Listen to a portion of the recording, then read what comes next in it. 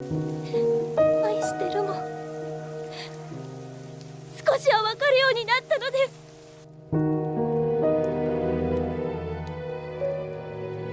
帰ってくれ。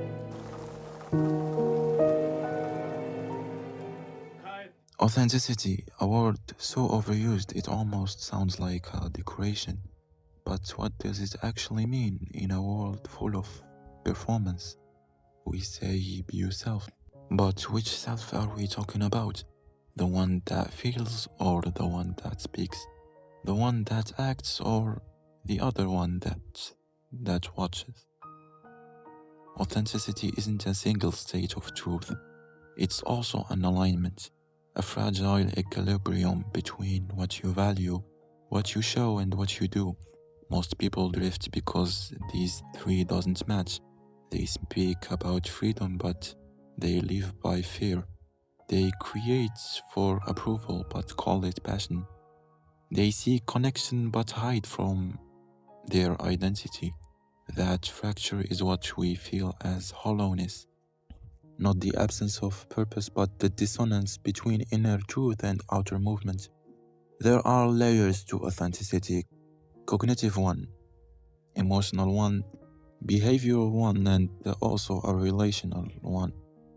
The cognitive one is when your thoughts are truly your own and not recycled expectations. The emotional one is when you actually feel what you claim to feel, not what's acceptable to express. And the behavioral one, it's when your action reflects your inner truths, even when nobody's watching. And relational authenticity is when you engage with others without pretending, when presence replaces performance. Each layer can fracture separately. You can think honestly but act falsely. You can feel deeply but speak superficially. You can perform sincerity so convincingly that you forget how it feels to be genuine. That's the tragedy of our age. Authenticity has become a style instead of a state. We often confuse being seen with being real. We think that if we show everything, we're being authentic, but exposure isn't truth. The motive behind it decides whether it's real or performative. You can confess your pain for validation or for healing. The gesture looks the same but carries opposite energies. The first seeks applause, but the second seeks alignment. This is why some spaces that claim to celebrate authenticity feel so artificial. People display vulnerability as currency, not communication. They share to be liked, not to connect. The surface imitates truth, but the core stays untouched, and you, the one actually senses the dissonance, feel misplaced, as if your depth has no language. Authenticity isn't constant, it fluctuates with fatigue, pressure, and the silent weight of expectation. Sometimes you lose yourself without noticing, not because you've changed, but because you've adapted too well. It takes quiet rebellion to notice when your art, your words, or your love stop feeling like you. That awareness, painful as it is the beginning of a realignment.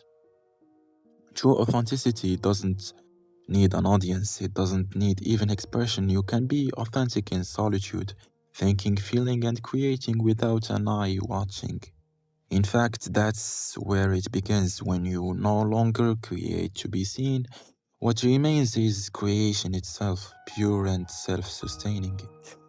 And yet, authenticity also connects, it filters. The more honest you become, the fewer people can follow, but the ones who do truly see you. It's not isolation, it's refinement. You stop attracting what echoes your mask and start resonating with what mirrors your truth. To live authentically in a world of performance isn't to reject all masks. It's to wear them consciously and to know where they serve the expression and when they suffocate it. The goal isn't to destroy your image, but to let it breathe with your reality. Maybe authenticity isn't a final state after all. Maybe it's a rhythm, a pulse between showing and hiding, connecting and retreating, speaking and staying silent, To be authentic is not to be transparent, but to be whole.